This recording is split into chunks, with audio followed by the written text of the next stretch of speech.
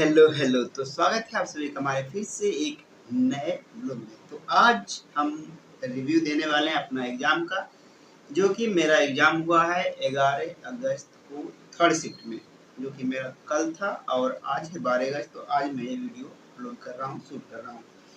तो मेरा एग्जाम का अगर बात कर ले तो कैसा गया, तो मिला जुला के मॉडरेट कह सकते हैं, बहुत अच्छा तो नहीं गया है, फिर भी अब जो चला गया वो चला गया। मैं क्वेश्चन की बात करूंगा कि क्वेश्चन क्या क्या पूछा है। तो सबसे पहले मैंने लिख लिया है, टोटल नोट कर लिया मैंने, क्योंकि वीडियो बनाते हुए टाइम भूल जाता हूँ मैं कि बोलना क्या है। तो इसलिए हम पहले ही नोट कर लिए कि कौन कौन सा टॉपिक से लगभग कितना कितना क्वेश्चन पूछा है।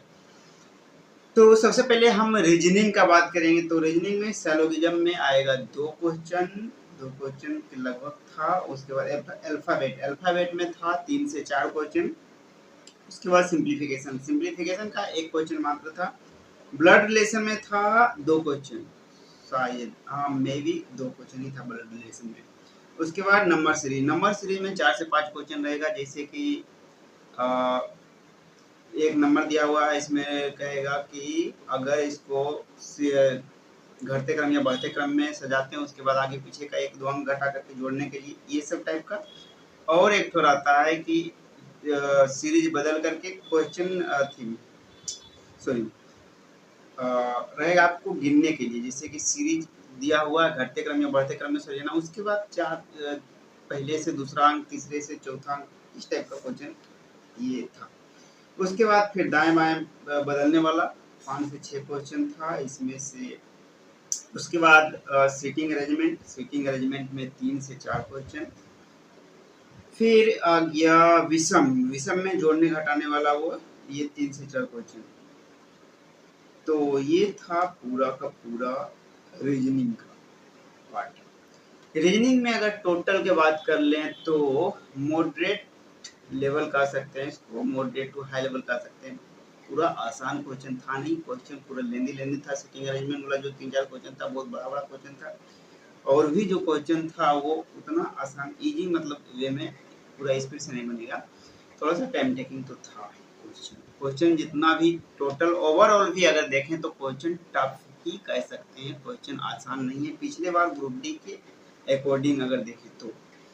उसके बाद अब बात करेंगे साइंस में रिप्रोडक्शन से एक क्वेश्चन था, काइनेटिक एनर्जी से 2 क्वेश्चन था, फोर्स से 1 से 2 क्वेश्चन था, कोलाइड विलियन से 1 क्वेश्चन था, करंट से 1-2 क्वेश्चन था, और क्वेश्चन मुझे अभी फिलहाल के लिए याद नहीं आ रहा है, लेकिन जितना भी क्वेश्चन था टोटल के टोटल था कॉन्सेप्चुअल बेस्ड क्वेश्चन, है ना। और न्यूमेरिकल की अगर बात करें तो कुल मिला के एकमात्र क्वेश्चन ही न्यूमेरिकल था, जो कि काइनेटिक एनर्जी वाला न्यूमेरिकल था बस। बाद बाकी न्यूमेरिकल पूछ नहीं रहा, तो न्यूमेरिकल अभी पढ़ने से हमको नहीं लगता है कि आपको फायदा है। अगर आपका एग्जाम आगे भी बचा हुआ है तो आप कॉन्सेप्चुअल पढ़ सकते हैं, बायोलॉजी का क्वेश्चन कुछ, फिजिक्स का, केमिस्ट्री का पूरा पूरा आप एक बार गो थ्रू हो लीजिए, यानी कि एक बार पूरा रीडिंग मान लीजिए, या तो आपने जो शॉर्ट नोट्स बनाया है उसको आप पढ़ लीजिए, उससे आपका क्वेश्चन मैच कर सकता है। प्रीवियस वाला क्वेश्चन मैच नहीं कर रहा है, टोटल का टोटल क्वेश्चन तो अगर देखें तो प्रीवियस टाइप का ही है, लेकिन घुमा घुमा क्वेश्चन पूछा है, लैंग्वेज नया यूज किया हुआ है, बहुत सारा वर्ड आपको नया सुनने को मिलेगा, तो आपको लगेगा ये क्वेश्चन ये होगा या नहीं होगा। और साउंड से भी क्वेश्चन इसमें कुछ था, जैसे कि तरंगदैर्घ्य था, तो तरंगदैर्घ्य जो 2 प्रकार का होता है, अनुदैर्घ्य तरंग, अनुप्रस्थ तरंग, तो इसमें पूछा था कि अनुदैर्घ्य तरंग और अनुप्रस्थ तरंग में मेन डिफरेंस क्या है, तो इस टाइप का क्वेश्चन उसमें था। और अब आते हैं मैथ्स का क्वेश्चन। तो मैथ में सीआई में 2-3 क्वेश्चन था, जो कि बहुत हार्ड ही कह सकते हैं, आसान तो था नहीं। ट्रिग्नोमेट्री में 3 से 4 क्वेश्चन था, सिंप्लीफिकेशन में 1 से 2 क्वेश्चन था, प्रॉफिट लॉस में 3 से 4 क्वेश्चन था, समांतर माध्य का 1-2 क्वेश्चन था, सिंप्लीफिकेशन में क्वेश्चन था। और क्वेश्चन मुझे फिलहाल के लिए अभी याद आ नहीं रहा है, जितना मुझे याद आया उतना मैंने लिख करके आपको बता दिया।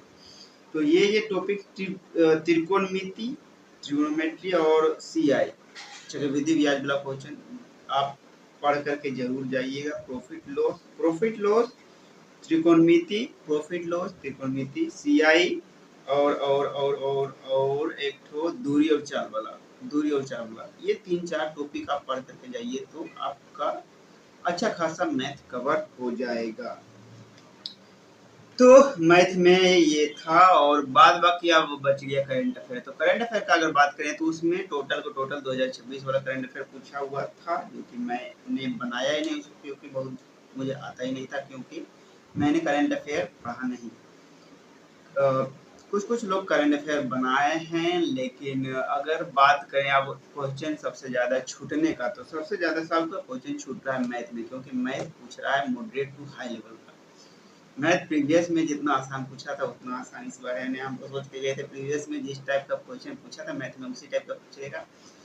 तो ये क्या बोलते हैं, रेलवे का सबसे हार्ड मैथ हमको लगता है ग्रुप डी में ही पूछा है, सबसे ज़्यादा हार्ड था ग्रुप डी में ही मैथ्स का। तो मैथ में आपको डीप में पढ़ना पड़ेगा, तब जाकर तो बनेगा। बढ़िया बढ़िया लड़का को हम पूछे तो 10-10 क्वेश्चन छोड़ करके आया मैथ में, हम तो उससे भी ज़्यादा छोड़ करके आए हैं, क्योंकि बन ही नहीं रहा था, बन रहा था तो आंसर सही नहीं आ रहा था, तो इसके चक्कर में हम अंदाजे चक्कर एक भी मारे नहीं। तो ओवरऑल अगर हम बात करें तो रीजनिंग में हम 30 में 30 बना दिए थे, और साइंस में 25 क्वेश्चन बनाए हैं। 25 क्वेश्चन में हमको लगता है 2-3 क्वेश्चन डाउट में बनाए हैं, 2-3 क्वेश्चन में गलत हो सकता है। बाद बाकी मैथ में हम ज़्यादा बनाए नहीं, मैथ में मात्र हम 10 क्वेश्चन बनाए हैं। तो ओवरऑल की बात करें हम तो 65 क्वेश्चन, 65 क्वेश्चन ही अटेम्प्ट कर पाए, क्योंकि मेरा करंट अफेयर मैंने पढ़ा नहीं, तो इसके चक्कर में करंट अफेयर बना नहीं। तो ये था मेरा पूरा ग्रुप डी का क्वेश्चन जो मैंने अटेम्प्ट किया उसका रिव्यू, और इसके अनुसार से आप अपना तैयारी 2-4 दिन में कर सकते हैं, जो कि आगे जिनका बचा हुआ है। तो इस वीडियो को यहीं पर करते हैं अपना खत्म। We will meet in the next video, till then keep learning, keep